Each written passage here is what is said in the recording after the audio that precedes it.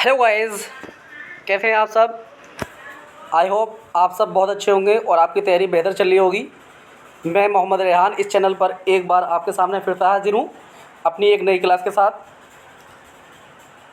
आज इस लेसन का देखिए ये लास्ट लेक्चर है, उसके बाद में इस लेसन के मैं आपको न्यूमेरिकल कराऊंगा और ये आज इस लेसन की लास्ट क्लास होने वाली है। ठीक है, बहुत ही मज़ेदार क्लास होने वाली है। आप सभी से रिक्वेस्ट है कि क्लास अगर अच्छी लगे तो इसको ज़्यादा से ज़्यादा शेयर किया करें और जो लोग फिजिक्स की तैयारी करना चाहते हैं वो उस चैनल पर आकर जुड़ जाएं। ठीक है स्टूडेंट, चलिए ज़्यादा बात नहीं करते हुए क्लास की तरफ चलते हैं।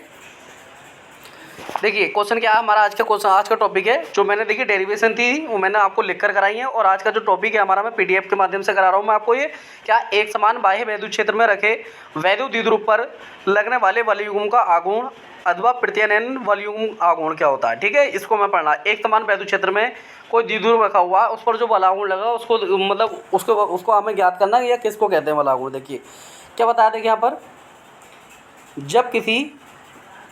जब किसी वैद्युत द्विध्रुव को एक समान वैद्युत क्षेत्र में रखा जाता है तो उस पर वलयुग्म लगता है।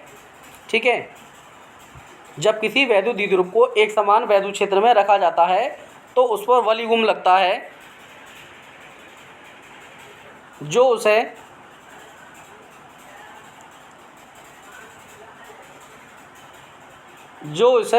वैद्युत क्षेत्र की दिशा में संरेखित करने की कोशिश करता है, जिसे प्रत्यानयन वलयुग्म कहते हैं तथा इसके आघूर्ण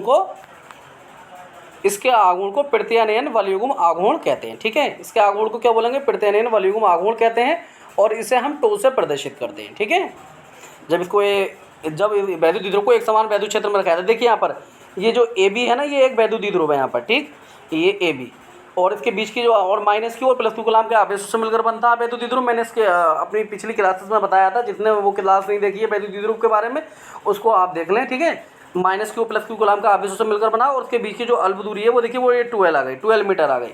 ठीक, और इनके बीच में और ये एक समान वैद्युत क्षेत्र है, ये जो ये एक समान वैद्युत क्षेत्र आ गया। ठीक है, ये एक समान वैद्युत क्षेत्र आ गया यहाँ पर ई।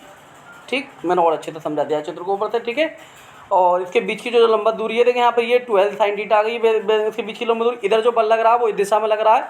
ठीक है, माइनस आवेश के इस दिशा में लग रहा है और प्लस के आवेश के कारण इस दिशा में लग रहा है। ठीक है, तो इसको देखते हैं। देखिए माना इसके बारे में लिखा, देखिए माना ए भी एक वैद्युत द्विध्रुव है। देखिए ए भी एक वैद्युत द्विध्रुव है जो माइनस की व प्लस की गुलाम के आवेशों से मिलकर बना है, जिनके बीच की अल्प दूरी 12 है। ठीक है, मैंने ये बताया ना आपको, ए बी जो है एक वैद्युत द्विध्रुव है जो माइनस की व प्लस की गुलाम के आवेशों से मिलकर बना हो, जिसके बीच की अल्प दूरी कितनी है, 12 मीटर है। ठीक है, इस वैद्युत द्विध्रुव को एक समान वैद्युत क्षेत्र, देखिए इस वैद्युत द्विध्रुव को एक समान वैद्युत क्षेत्र ई में थीटा कोण पर रखा जाता है तो प्लस क्यू आवेश पर एफ बराबर ई क्यू या क्यू ई वैद्युत बल क्षेत्र की दिशा में और माइनस क्यू आवेश पर इतना ही बल क्षेत्र की विपरीत दिशा में लगता है। ठीक है, देखिए यहाँ पर ये बोल रहा है प्लस क्यू आवेश पर तो क्षेत्र की दिशा में, क्षेत्र की दिशा देखिए ये दिशा है, ये जो आवेश लग रहा है ना प्लस क्यू आवेश पर बल जो लग रहा है देखिए दिशा में, क्षेत्र की दिशा ना इस दिशा में लग रहा है और माइनस क्यू आवेश पर उसकी विपरीत दिशा में बल लग रहा है। ठीक है, इस दिशा में बल लग रहा है। ठीक, यानी इस दिशा में बल लग रहा है। ठीक है, ये दोनों बल मिलकर प्रत्यानयन वलयुग्म बनाते हैं जिसका आघूर्ण निम्नलिखित होगा। दोनों मिलकर क्या बनाना है, प्रत्यानयन वलयुग्म बनाते हैं और जिसका आघूर्ण निम्नलिखित होगा। देखिए क्या होगा, प्रत्यानयन वलयुग्म का आघूर्ण क्या होता है, कोई एक बल और गुणा में क्या होगा, बलों की क्रिया रेखाओं के बीच की लंबवत दूरी। ठीक है, एक बल और बलों के क्रिया रेखाओं के बीच की लंबवत दूरी यानी टो बराबर। देखिए बलागुण को मैंने बताया था टो से रिप्रेजेंट करेंगे। बलागुण जो होगा वो देखिए वो टो हो जाएगा, ये टो हो गया बलागुण। टो बराबर देखिए एक बल हमने एफ ले लिया और यहाँ पर बीच की दूरी कितनी आ गई, 12 sin थीटा आ गई। देखिए यहाँ पर टू इसके बीच की जो दूरी है यहाँ पर देखिए ये बीच की दूरी है, ये बीच की दूरी है इसकी, देखिए यहाँ से ये। ठीक है, ये दोनों इसके बीच की दूरी आ गई 12 sin थीटा। तो चूंकि देखिए एफ बराबर क्या होता है, क्यू ई होता है, तो एफ की जगह पे हमने देखिए क्यू ई रख दिया और जो 12 sin थीटा है इसको हमने ऐसे लिख लिया। ठीक, तो टो बराबर क्या हो जाएगा, देखिए टो बराबर हो जाएगा, इसको हम ऐसे रख सकते हैं क्यू इंटू 12, यानी हमने देखो उसको एक साथ लिख लिया क्यू इंटू 12 गुणा में ई sin थीटा। चूँकि आप जानते हैं क्यू इंटू 12 जो होता है वो किसका मान होता है, क्यू इंटू 12 होता है पी का मान, यानी वैद्युत द्विध्रुव आघूर्ण का मान। तो क्यू इंटू 12 की जगह पे हम क्या लिख सकते हैं, क्यू इंटू 12 की जगह पे लिख सकते हैं हम पी लिख सकते हैं। तो ये टो बराबर क्या आ जाएगा, पी ई sin थीटा। ठीक है, और अगर हम इसको देखिए वेक्टर के फॉर्म में लिखें तो कैसे लिखेंगे, यहाँ पर देखिए क्रॉस प्रोडक्ट क्या है, यहाँ पर साइन, यानी साइन को खत्म करेंगे और यहाँ पे क्या आ जाएगा, क्रॉस प्रोडक्ट आ जाएगा यहाँ पर। ठीक है। टो बराबर क्या आ जाएगा, पी वेक्टर क्रॉस इनटू में क्या हमको क्रॉस ई वेक्टर, ठीक है। ये आ गया यहाँ पर, ठीक है।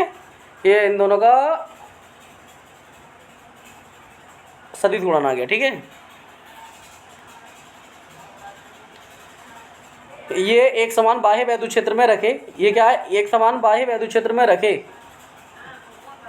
वैद्युत द्विध्रुव पर लगने वाले प्रत्ययन वलयुग्म के आघूर्ण के लिए सूत्र है, ठीक है। जिसकी निम्नलिखित देखिए यहाँ पे विशेषताएं क्या होंगी, देखिए इसकी यहाँ पे निम्नलिखित विशेषताएं दी गई हैं। इसकी विशेषताएं देखो ये है। पहली विशेषता इसकी है, यदि वैद्युत द्विध्रुव वैद्युत क्षेत्र की समान दिशा में हो। पहली कंडीशन देखिए अच्छे से समझे, कैसी हो, समान दिशा में हो। समान दिशा में होगा तो समान दिशा में, यानी देखो ये वैद्युत द्विध्रुव के बारे में जो मैंने बताया था, देखिए ये वैद्युत द्विध्रुव मैं देखिए ये वैद्युत द्विध्रुव जो देखिए हमने इस तरीके से रखा है, ठीक है। इसको ऐसे रखा है, अगर हम इसको समान दिशा में देखिए ऐसे रख दें, दिशा में वैद्युत क्षेत्र की दिशा में रख दें, तो आपको मालूम है जब इसको ऐसे रख दिया जाएगा तो थीटा जो बनेगा इस कंडीशन में वो 0 बनेगा, नहीं बनेगा। तो हम पहले जो रख रहे हैं समान दिशा में रख रहे हैं वैद्युत क्षेत्र की, ठीक है। तो वैद्युत क्षेत्र की समान दिशा में देखेंगे, ठीक है। वैद्युत क्षेत्र की जब समान दिशा में रखेंगे तो थीटा कितना हो जाएगा, देखिए थीटा कितना होगा 0। तो टो बराबर पी साइन 0, यहाँ पर थीटा की वैल्यू 0 रख दी। साइन 0 का मान क्या होता है 0, इसका अर्थ देखिए टो बराबर क्या आ जाएगा, टो बराबर आ जाएगा डी 0। जब वैद्युत क्षेत्र को जब वैद्युत द्विध्रुव को वैद्युत क्षेत्र की दिशा में रखेंगे तब, ठीक है।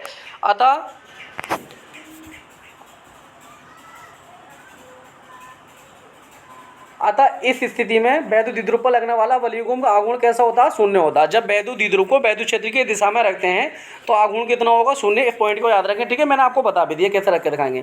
अब दूसरी कंडीशन क्या है हमारी, दूसरी कंडीशन है वैद्युत द्विध्रुव, यदि वैद्युत द्विध्रुव वैद्युत क्षेत्र की लंबा दिशा में रखा हो। कैसी दिशा में रखा हो, लंबा दिशा में। लंबा दिशा का मतलब देखिए, लंबा दिशा कैसे,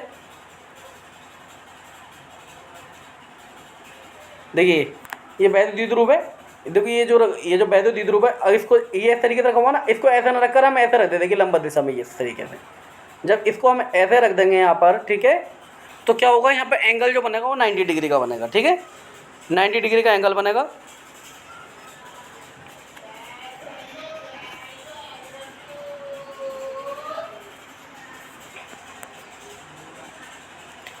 ठीक है, तो मैंने आपको बता दिया लंबा दिशा में क्या होगा, लंबा दिशा में थीटा की वैल्यू 90 रखी जाएगी और टो बराबर देखिए क्या हो जाएगा, ये टो जो है ना टो एम एक्स का लगाया, यानी मैक्सिमम वैल्यू निकल कर आएगी, वो मिनिमम वैल्यू निकल कर आई थी, ठीक है। तो टो बराबर क्या हो जाएगा, पी ई साइन 90, और साइन 90 की वैल्यू कितनी होती है, टो मैक्स बराबर कितना आ जाएगा, पी, यानी मैक्सिमम यानी अधिकतम वाला गुण जो होगा टो मैक्स कितना हो जाएगा, पी ई हो जाएगा, ठीक है। अतः वैद्युत द्विध्रुव वैद्युत क्षेत्र की लंबा दिशा में रखा हो तब उस पर अधिकतम वलयुग्म आघूर्ण लगता है। अधिकतम वलयुग्म आघूर्ण कितना लगता है, टो मैक्स बराबर पी लगता है, ठीक है। आगे बोला यदि वैद्युत द्विध्रुव वैद्युत क्षेत्र की दिशा में 180 के कोण पर रखा हो तो थीटा, यानी देखो यहाँ पे 180, अगर थीटा की वैल्यू हम 180 रख दें तो ये साइन 180 का मान क्या होता है, देखिए यहाँ पर 0 होता है, तो टो बराबर कितना हो जाएगा, फिर भी क्या हो जाएगा, 0 हो जाएगा, ठीक है। अतः वैद्युत द्विध्रुव में 180 कोण पर रखे वैद्युत द्विध्रुव पर लगने वाला आघूर्ण भी क्या होता है, शून्य होता है। देखिए 0 पर भी मैंने आपको बताया, 0 पर क्या होता है 0, 180 पर भी क्या हो जाएगा, 180 पर भी क्या हो जाएगा 0। लेकिन अगर लंबवत दिशा में रख दें तो 9 पर जो हो जाएगा वो क्या हो जाएगा, पीई हो जाएगा, ठीक है। अभी बता दिया, ठीक है मैंने, यानी टो मैक्सिमम वैल्यू कितनी निकल कर आएगी, पी निकल कर आएगी। ये हमारी इस क्लास का देखिए इस चैप्टर का ये लास्ट क्वेश्चन था, ठीक है। और अब जो मैं आपको कराने वाला हूँ, मैं आपको पहले न्यूमेरिकल समझाऊंगा, कॉन्सेप्ट समझाऊंगा, न्यूमेरिकल को करने के कॉन्सेप्ट क्या होते हैं, ठीक है, किस तरीके से आप न्यूमेरिकल को करेंगे, उस पूरी स्ट्रेटेजी को समझने के बाद में हम न्यूमेरिकल की तरफ चलेंगे। ओके स्टूडेंट, अगर क्लास अच्छी लगी हो तो इसको एक बार ज़्यादा से ज़्यादा शेयर कर दें सभी स्टूडेंट मिलकर, और जो लोग चैनल पर नए आए हैं वो चैनल को सब्सक्राइब कर लें, बेल आइकन को प्रेस कर लें, जिससे कि हर आने वाली वीडियो का नोटिफिकेशन आप तक पहुँच जाए। चलते हैं फिर मिलते हैं उसके बाद अपनी अगली क्लास में, जो न्यूमेरिकल की क्लास बहुत ही बढ़िया होने वाली है। तब तक के लिए धन्यवाद।